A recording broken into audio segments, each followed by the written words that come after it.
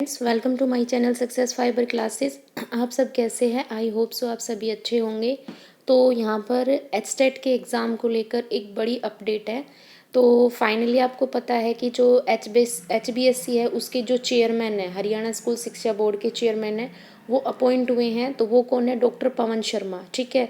तो अब उन्होंने क्या है कि इंटरव्यू हुआ था उनका। ठीक है। तो ये जो मेरे पास में एडवर्टाइजमेंट पड़ी है, ये दैनिक भास्कर की मैंने ऐप से डाउनलोड की है। ठीक है। ये कल का इंटरव्यू है। तो डॉक्टर जो पवन कुमार हैं, जो कि एचबीएससी के चेयरमैन हैं, उन्होंने बोला है कि जो एचटेट का जो एग्ज़ाम होगा ना, वो जुलाई जो मंथ है उसमें आप लोगों का कंडक्ट किया जाएगा।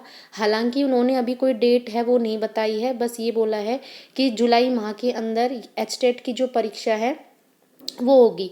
तो एक चीज़ तो अपने दिमाग से अब बिल्कुल निकाल दीजिए, जो कि यूट्यूब पे फालतू की अफवाह फैल रही थी कि एस्टेट का एग्ज़ाम नवंबर में होगा, दोनों साथ होंगे। 2024 में जो फॉर्म भरे गए थे उसका और 2025 का, तो ऐसा कुछ भी नहीं है। क्योंकि आपको पता है 7-8 दिसंबर को ये एग्ज़ाम होना था 2024 में, और पोस्टपोन होते होते होते और फिर इसका पता चला कि ये फ़ैब में होगा। लेकिन अब ये जो एग्ज़ाम है आपका जुलाई में होगा। तो एक चीज़ तो दिमाग से निकाल दीजिए कि नवंबर में ये एग्ज़ाम होगा, नवंबर से पहले यानी जुलाई के अंदर आपका ये एग्ज़ाम कंडक्ट हो जाएगा। ठीक है।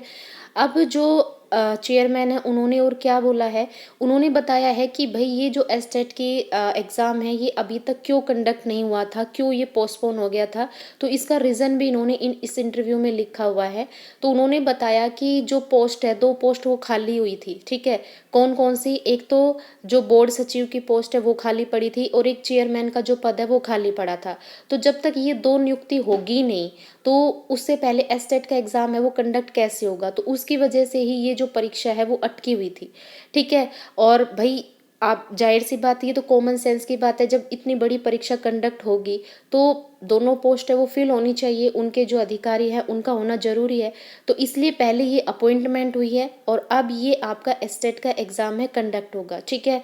तो जिन बच्चों ने भी अपनी तैयारी करना छोड़ दिया था, तो आप प्लीज़ अपनी तैयारी को दोबारा उसी प्लेटफॉर्म पर ले आइए। ठीक है। अब इन्होंने ये भी बोल दिया है कि जो टेंडर है, टेंडर तो पास हो ही गया था, तो टेंडर तो पास हो गया। बस अब आपको क्या, अब किस चीज़ की वेट और है कि अब आप लोगों के होम डिस्ट्रिक्ट बनाए जाएंगे। जैसा कि आपको पता है कि भाई आपका जो डिस्ट्रिक्ट है उसी के अंदर आपको जो सेंटर है वो अलॉट किया जाएगा।